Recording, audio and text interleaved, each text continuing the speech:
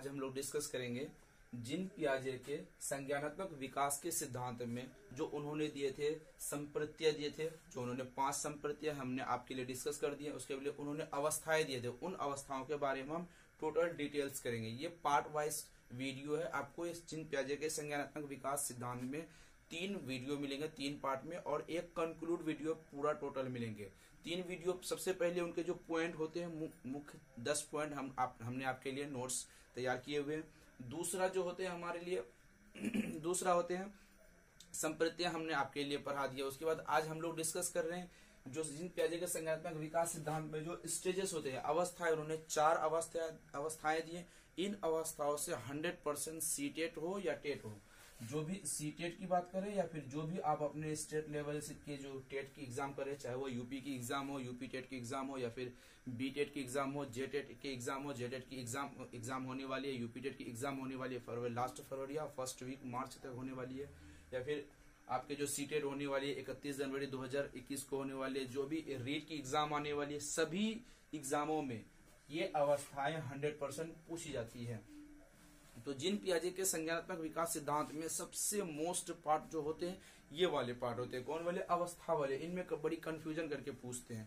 तो जीन पियाजे के बारे में थोड़ी डिटेल्स आपको बता दूं। जीन पियाजे क्या होते हैं, क्या है, क्या किए थे? जीन पियाजे ने संज्ञानात्मक सिद्धांत दिए थे, उन्होंने बौद्धिक सिद्धांत दिए थे, संज्ञान का सिद्धांत दिए थे उन्होंने, ठीक है। उसके आधार पे बच्चे संसार के नन्हे वैज्ञानिक है और सक्रिय ज्ञान निर्माता है। जीन पियाजे ने कहा था बच्चे संसार के नन्हे वैज्ञानिक है, वो सबसे ज्यादा क्वेश्चन पूछे जाने वाले में से हैं उनकी परिभाषाओं से। दूसरा, जीन पियाजे ने कहा था बच्चे सक्रिय ज्ञान निर्माता है जो अपनी रचना के आधार पे, अपने बौद्धिक के आधार पे संसार की रचना करते हैं, इस संसार के सिद्धांतों की रचना करते हैं, वो जीन पियाजे ने कहा था। जीन पियाजे के जो 10 पॉइंट में से मैं कुछ 1-2 पॉइंट आपको डिस्कस कर दूं। जीन पियाजे को 10 पॉइंट ऐसे हैं। उन्होंने सबसे पहले मानसिक व्यवहार को ज्यादा प्रायोरिटी दी है, शारीरिक व्यवहार को उन्होंने ज्यादा प्रायोरिटी नहीं दी है। वो कहाँ के थे? वो स्विट्जरलैंड के वैज्ञानिक थे। उन्होंने क्या किया था? उन्होंने सबसे पहले जैव मनोविज्ञान थे, उसके बाद उन्होंने चाइल्ड साइकोलॉजी में आ गए, चाइल्ड साइकोलॉजी में आने के बाद बाल मनोविज्ञान हो गए, शिक्षा मनोविज्ञान हो गए। उन्होंने इस तरह, वो स्विट्जरलैंड के थे, वो अपने समाज के बच्चों के साथ साथ अपने 3 बच्चे तथा अपनी पत्नी के साथ मिलकर एक परीक्षण किया था। संज्ञानात्मक विकास का सिद्धांत उसी के आधार पर उन्होंने दिए थे। तो ये जीन पियाजे के छोटे मोटे पॉइंट है जो हमने आपके लिए डिस्कस कर दिए। चलिए आज हम लोग डिस्कस करेंगे जीन पियाजे के संज्ञानात्मक विकास सिद्धांत में जो स्टेजेस होते हैं, 4 स्टेज। सबसे पहला क्वेश्चन, जीन पियाजे ने संज्ञानात्मक विकास सिद्धांत में कितने स्टेज दिए, कितनी अवस्थाओं दी हैं? उन्होंने 4 अवस्थाएं दी, ठीक है। आपको याद रखना होगा, उन्होंने 4 अवस्थाएं दी। ये एक क्वेश्चन आपके बन गए। तो कौन कौन दिए हैं, चलिए हम आपके लिए उनको टोटल डिस्कस करते हैं डिटेलिंग में। तो हमने सबसे पहले अवस्था को स्टेजेस बोलते हैं, ठीक है, स्टेज बोलते हैं। उन्होंने कितने अवस्था दिए हैं? उन्होंने 4 अवस्थाएं दी। ये आपके क्वेश्चन क्लियर हो गए। उसके बाद यहाँ पर जो आपके 1, 2, 3, 4 अवस्था आपको दिखता होगा।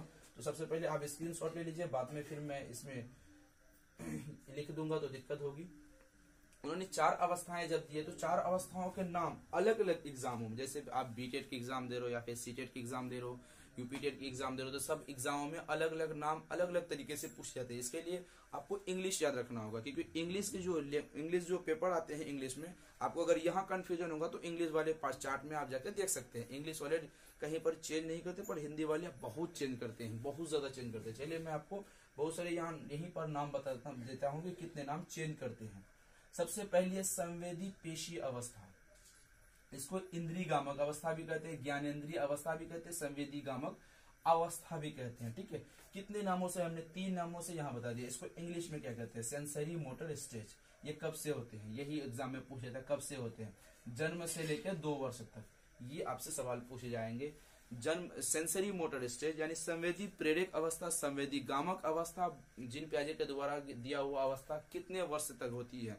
0 से 2 वर्ष होते हैं, 0 से 4 वर्ष होते हैं, 0 से 6 वर्ष। तो यहाँ पे आपके ऑप्शन है 0 से 2 वर्ष होती है। सेंसरी मोटर स्टेज, ये याद रखना आपको, सेंसरी मोटर स्टेज 0 से 2 वर्ष तक होते हैं। चलिए आप अगला देखते हैं। दूसरा नंबर पूछा गया पूर्व संक्रियात्मक अवस्था। पूर्व मतलब पहले और प्राक मतलब भी पहले।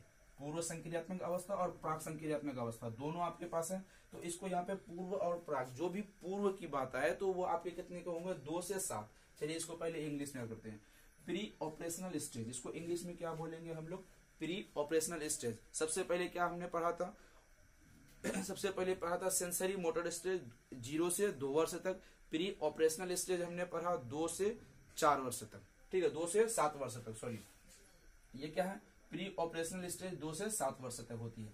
अब इनकी जो दिक्कतें क्या होती है, 2 सब स्टेजेस दिए गए हैं। दूसरा नंबर में 2 सब स्टेजेस दिए हैं, 2 उप अवस्थाएं दी है उन्होंने। उन्होंने जिन पियाजे ने यहाँ पर हमने नोट में मेंशन किया हुआ, जो पूर्व संक्रियात्मक अवस्था या फिर प्री ऑपरेशनल स्टेज में 2 उप क्रियाएं दी है। कौन कौन दी है, चलिए इसको हम डील करते हैं।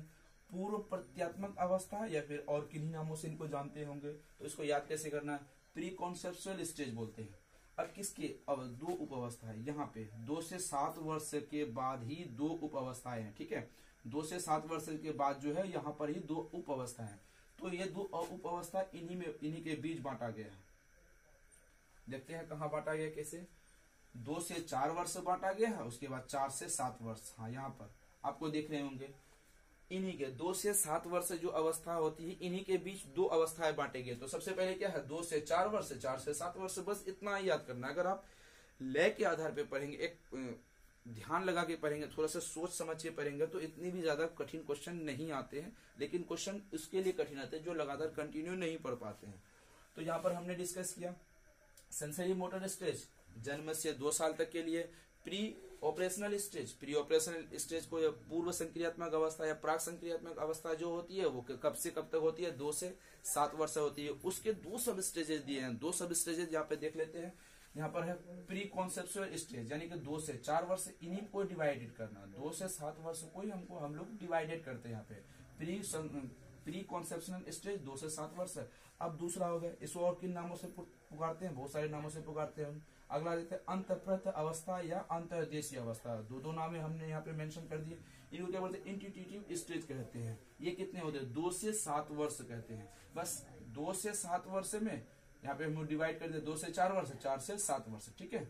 इन्हीं में हमको ये मेन स्टेज में दूसरा नंबर है, दूसरा नंबर इन्हीं से हमने सब स्टेजेस में डिवाइडेड कर दिए। बस दूसरा कॉन्सेप्ट क्लियर हो गया। पहले कॉन्सेप्ट क्लियर हुआ, सेंसरी मोटर स्टेज। दूसरा हुआ प्री ऑपरेशनल स्टेज, जिसमें 2 क्रिया है, प्री कॉन्सेप्शनल स्टेज, दूसरा है इंट्यूटिव स्टेज, ठीक है। तो अब आ गए, अब अगला देखते हैं तीसरा नंबर में मूर्त संक्रियात्मक अवस्था। यहाँ पर पूर्व संक्रियात्मक अवस्था हो गया, प्राक संक्रियात्मक अवस्था हो गया। पूर्व और प्राक के बाद होती है मूर्त संक्रियात्मक अवस्था या ठोस संक्रियात्मक अवस्था या स्थूल संक्रियात्मक अवस्था, जिसको हम क्या कहते हैं, कॉन्क्रीट ऑपरेशनल स्टेज। ये नाम आपके चेंज नहीं होंगे।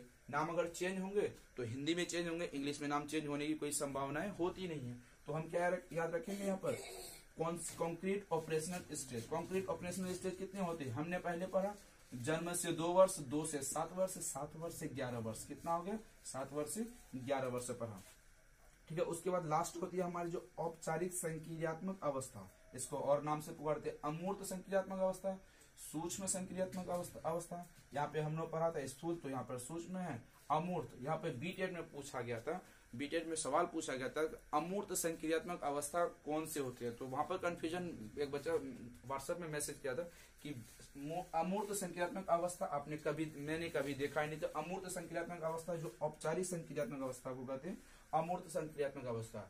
अगर वहां पर नहीं मिले ऑप्शन तो क्या करें, अगर वहां पर ऑप्शन नहीं मिले तो हम इंग्लिश देखेंगे। इसको कहते हैं फॉर्मल ऑपरेशनल स्टेज। ये कब से होते हैं, 11 से 15 वर्ष तक के लिए होते हैं। बस इतना ही होते हैं, 11 से 15 वर्ष तक के लिए होते हैं।